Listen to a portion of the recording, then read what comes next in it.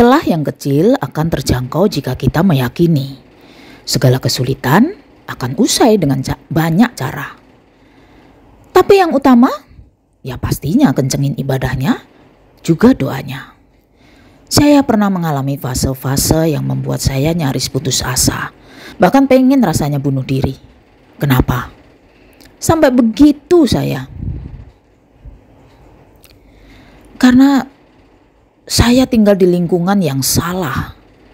Orang-orang yang berambisi mengejar dunia dengan cara menjilat, menfitnah, bahkan ada yang suka main sihir. Saya juga pernah diadu domba sama tetangga.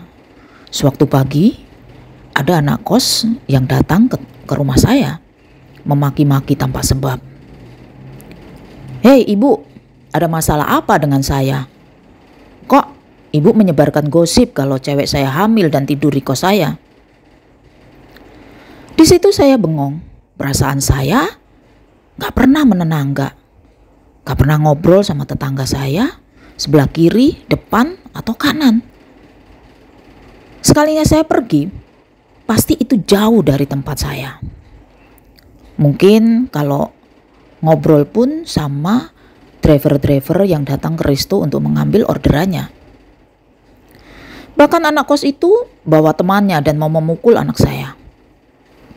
Ya, karena saya nggak pernah ngelakuin hal itu, saya cari tahu dari mana sumbernya. Dan ternyata orang yang mengadu domba itu adalah ibu kosnya. Padahal ibu ini nih sudah sangat tua, sudah lebih dari 60 tahun. Tapi hobinya ngadu domba. Pengen banget dia itu diakui sebagai saudaranya Megawati. Ibu itu juga sering nyusahin banget. Sering nyusahin saya dari banyak hal. Ya entah duit, tenaga, dan lain-lain. Tapi malah dia itu jahat banget sama saya. Anak kos itu masih saja ngancem-ngancem saya. Kata dia akan menghancurkan usaha saya. Saya diam aja, karena orang begitu kalau dilawan lebih bahaya. Biar Allah saja yang membalasnya. Sekitar sebulan setengah anak kos itu, yang satu dikejar polisi dengan kasus penadahan, dan yang satu juga buron karena narkoba. Kawan, kita itu ketika bermasalah dengan orang, gak usah kita lawan. Karena selain bahaya bisa-bisa bikin capek hati dan pikiran kita sendiri. Setiap masalah pasti ada jalan keluarnya. Cukup kita bangun malam, lapor sama Allah, dan biarkan tangan Allah saja yang bergerak. Dan pada faktanya anak kos itu dipenjara. Tapi yang satu kabur. Ya sempatlah waktu itu viral di medsos. Yang 9 napi kabur dari penjara di Tanah Abang. Yang satu cuma berapa hari gitu. Karena mungkin sudah ditebus. Kadang kita baik sama orang, niatnya memang agar orang itu gak jahat sama kita. Tapi pada faktanya orang yang kita baikin itu kebanyakan yang justru jahat sama kita. Tapi tetaplah berbuat baik meskipun orang tidak baik sama kita. Kenapa? Karena kebaikan yang sebenarnya tidak meminta balas budi. Cukup Allah yang maha mengetahui dan Allah pula yang membalas kebaikan kita. Maka tetaplah berbuat baik. Dan tetaplah berbuat baik tanpa harus diketahui banyak orang.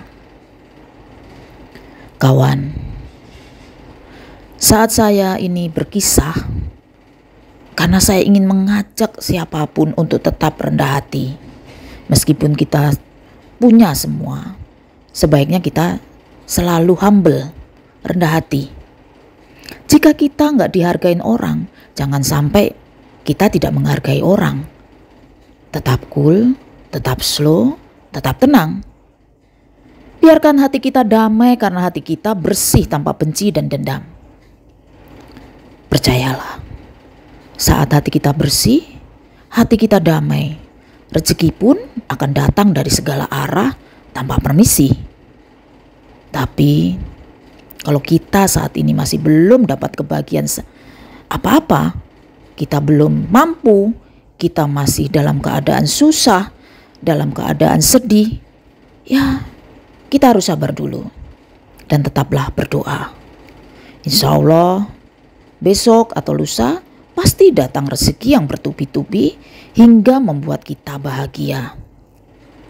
Saya Rin Sastro, terima kasih sudah mengikuti konten-kontenku. Jangan lupa like, comment, share, and subscribe. Bye-bye.